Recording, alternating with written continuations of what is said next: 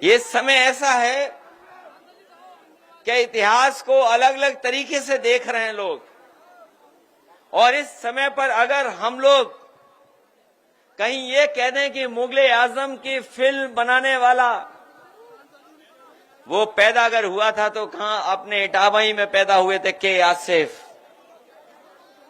शायद वैसी फिल्म कभी नहीं बनी होगी जो मुगले आजम की फिल्म बनी है। उसको बनने में भी न जाने कितने वर्ष लगे थे।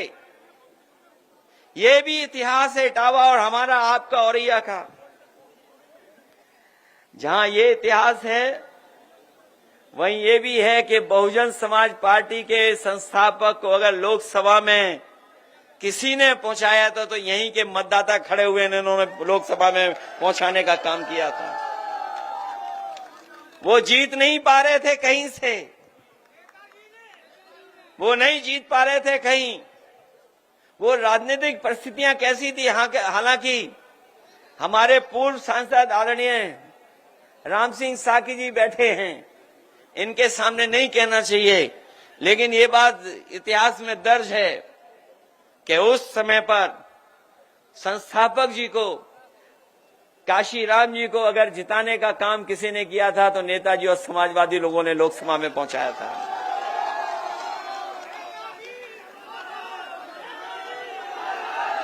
ये भी एक इटावा और औरैया का इतिहास है, जहां पर डाकू होते थे, जाने क्या क्या इतिहास था वहां पर। आजकल कौन है? आजकल आवाज बब्बर शेरों की आती है। ये लाइन सफारी जो बनी है देश की पहली है, पहली लाइन सफारी है जहां पर शेर पैदा हो रहे हैं। जहां पर कभी डाकू बनते थे लोग, डाकू बनते थे, वहां पर आजकल शेर पैदा हो रहे हैं। और अभी सुनने में आया 1 महीना हुआ नहीं है 3 शेर और पैदा हो गए वहां पर। जब गोरखपुर वालों को शेर चाहिए था, गोरखपुर वालों को शेर चाहिए था, तो हमारे पत्रकार साथी जानते होंगे शेरों को किसी ने खाना खिलाया तो इटावा वालों ने खाना खिलाया था। वही शेर गए हैं गोरखपुर। और वो गोरखपुर वाले ऐसे हैं कि वो शेर को खुले में नहीं रख सकते हैं। जो गोरखपुर वाले हैं वो शेर को खुले में नहीं रख पा रहे हैं, पिंजड़े में बंद कर रखा है। लेकिन हमारी इटावा की लाइन सफारी ऐसी है जहां पिंजड़ों में नहीं रखना है, शेरों को खुले में छोड़ना है।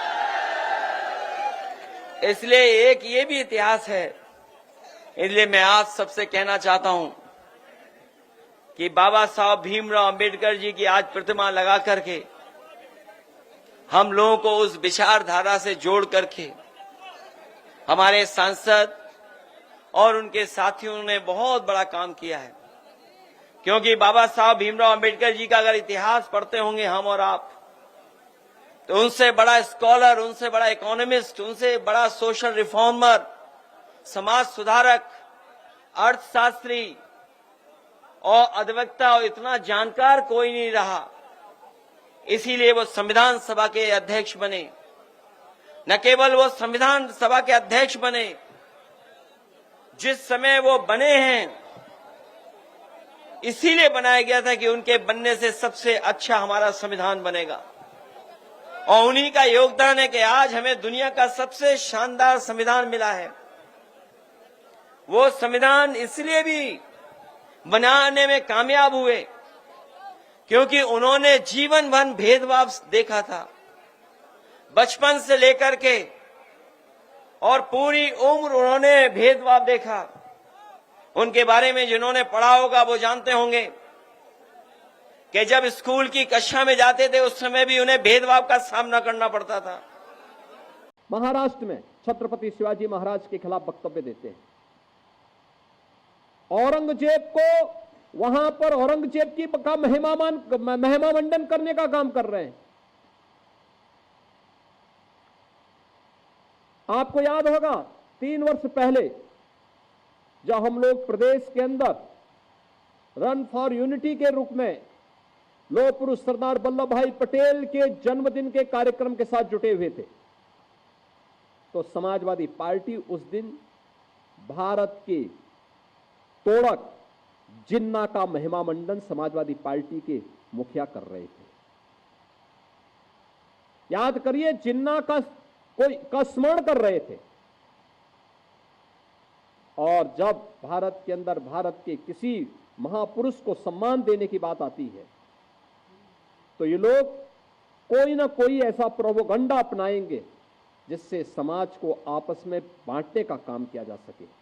चाहे वह छत्रपति शिवाजी महाराज का अपमान हो, चाहे वह लौह पुरुष सरदार वल्लभ भाई पटेल का अपमान हो, और चाहे वह महाराणा प्रताप और महाराणा सांगा का अपमान या बाबा साहब भीमराव अंबेडकर का अपमान, ये उसी श्रृंखला का हिस्सा है जो कांग्रेस और समाजवादी पार्टी का डीएनए अब तक करता रहा है। ये लगातार इस षड्यंत्र के हिस्से रहे हैं। लेकिन जब चुनाव आता है तो चुनाव के समय ये लोग कोई एक फर्जी पुस्तिका हाथ में रख करके बाहर ही प्रिंट करवा करके, भारत का संविधान उसमें प्रिंट करवा करके, और फिर जगह जगह जाकर के जनता के सामने किस तरीके से एक मायाजाल फैलाने का काम करते हैं, आपने गत लोकसभा चुनाव में देखा होगा। किस किस प्रकार के वक्तव्य इन्होंने दिए, कैसे कैसी बातें इन्होंने उस समय कही, ये किसी से छुपा हुआ नहीं है। पिछले 10 वर्ष में प्रधानमंत्री मोदी जी के नेतृत्व में बिना भेदभाव के शासन की योजना का लाभ हर वंचित को, हर दलित को, हर गरीब को, हर महिला को, हर अन्नदाता किसान को पहुंचाने का काम यह भारतीय जनता पार्टी की सरकारों ने किया है।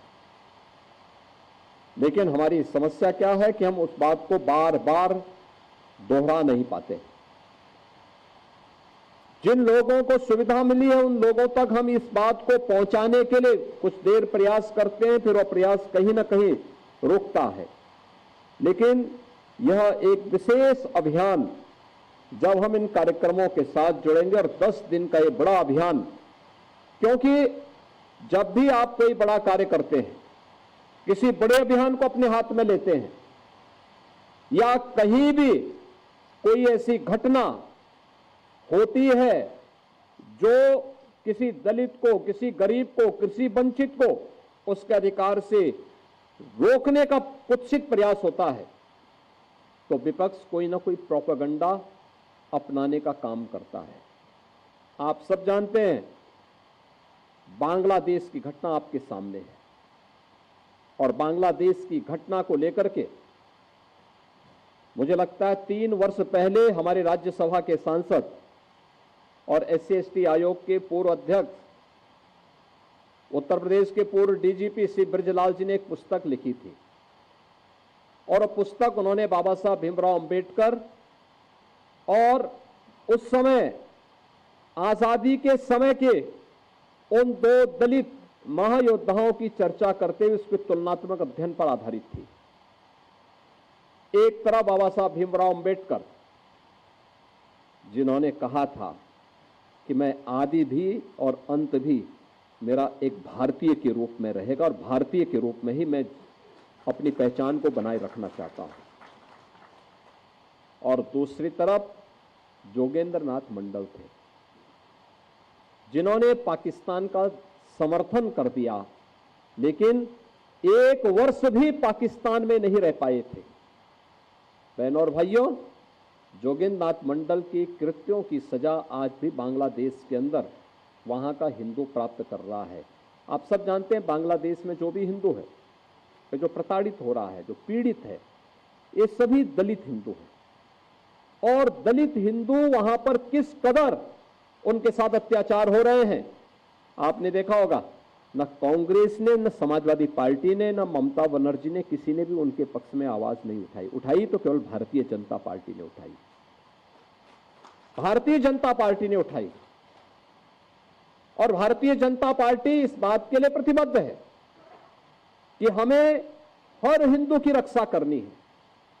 और इसी के लिए सिटीजनशिप अमेंडमेंट एक्ट भी बनाया कि किन्हीं कारणों से पाकिस्तान में, बांग्लादेश में, अफगानिस्तान में कोई सिंधु, कोई सिख, कोई हिंदू, कोई जैनी, कोई बौद्ध, अगर वह वहां भारत में आया है तो उसको भारत की नागरिकता मिल जाए। इसका विरोध करने वाले कौन लोग हैं? ये वही लोग हैं जो कांग्रेस के रूप में, समाजवादी पार्टी के रूप में गुमराह करने का काम कर रहे हैं।